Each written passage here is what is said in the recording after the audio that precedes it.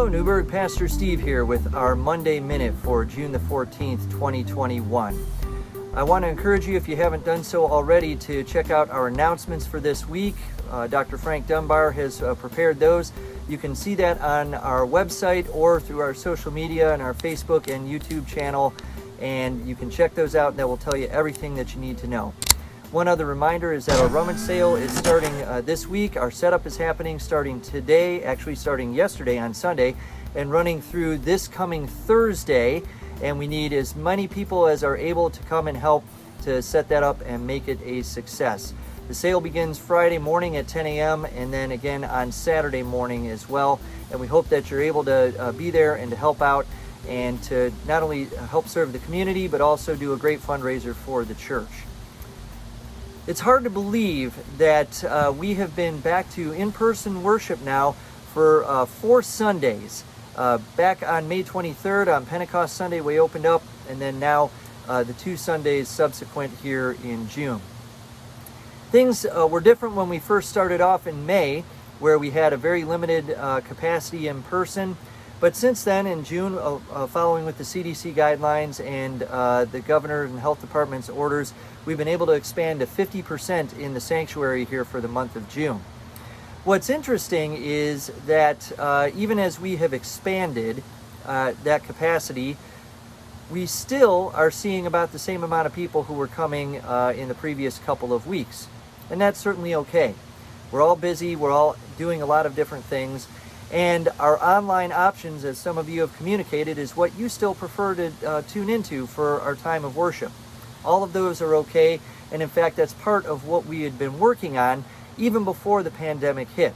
So whether you're joining us online or whether you're coming in person, we're happy to have you there.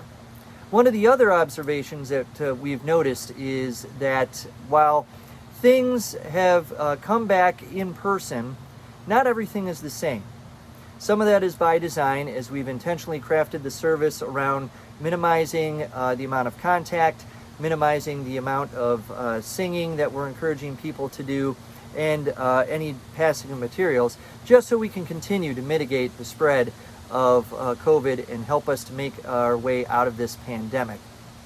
The other thing is that we also need to keep in mind those who are worshiping with us online, and how we can most helpfully and effectively have them participate with us. But all of this is going to be evolving as time moves on, and we're going to be learning things as we move on as well. I was thinking back with all of this to our Michigan Annual Conference, which took place last weekend. And the theme for that, based on the psalm, was singing to the Lord a new song. And the Reverend Paul Perez, who is no stranger to Newburg, preached a closing sermon at Annual Conference saying, maybe it is time for us to sing a new song. Not only in terms of what we have learned during this pandemic, but also for how we have operated as a church, and particularly the United Methodist Church, over the last several decades. Over those decades, we've seen a decline in church membership, in church attendance, and we in fact closed 4 churches just this past year alone here in Michigan. Maybe it is time for us to be singing a new song. And what that means is we can't simply go back to doing things the way that we had done before. Not just because of the pandemic, but also because it is time, I think, for us to try something new, to continue to reach new people and make disciples of Jesus Christ. Now, the psalm is one reminder of that, of how we have to sing to the Lord a new song. But the other thing I was thinking of was in the Gospel of John. In the 21st chapter, which is the last chapter in the book, we get an account of what the disciples did after the resurrection. In chapter 20, we get the story of Jesus' resurrection at the tomb and even his appearance among the 12. But there is this lull period that happens in between when Jesus is resurrected and Jesus is ascended. And there isn't a whole lot that the disciples know what to do. There's uncertainty, there's questioning. And so the disciples end up going back to what they used to do. They went back to being fishermen. And it is there that Jesus encounters them out doing what they had done before. They were out fishing. But Jesus wouldn't leave them alone.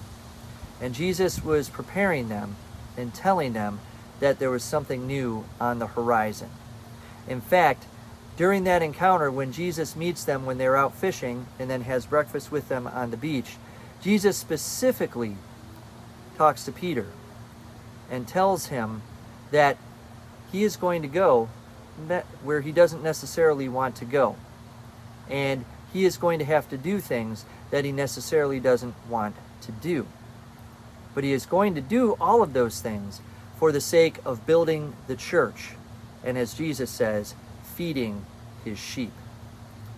We have some new things that we are going to have to do here for not only the immediate future, but also for the foreseeable future. And the reason that we're doing that is not because we're trying to get in with the latest trend, although those can be informative. But the reason that we're doing that, and we're going to be trying many different things, is because ultimately we are trying to make disciples of Jesus Christ. And that means that we can't just simply go back to doing everything the way that we had done it before.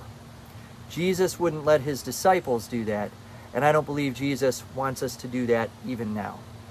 We have learned so much. We have expanded our reach through our online ministry, and now we are in this period where we have to try to figure out how we make it all work together, both in person and online, and how we make it sustainable for the future. And that means we've got to do new things.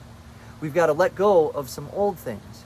And then we have to be willing to be guided, just as it was on that day of Pentecost, by the Holy Spirit that will show us and teach us everything else that we need to know, as Jesus had promised the disciples previously.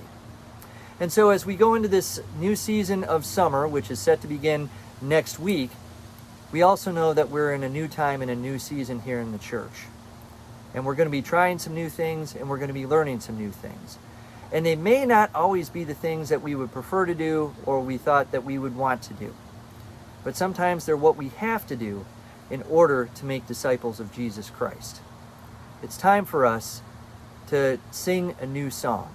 It's time for us to be led by Jesus into the next phase of this ministry as we emerge from our pandemic. And it's time for us to welcome all of those who are seeking to love God with all their heart, soul, mind, and strength. And as we do that, we know and we can trust that even when we are uncertain and we're going to the places where we don't want to go, just like Peter, it's Jesus who's leading us through that. So may we all walk in that same road together, knowing and trusting that Jesus is guiding us along the way. Have a great week, and we'll look forward to seeing you back here next time for another edition of our Monday Minute.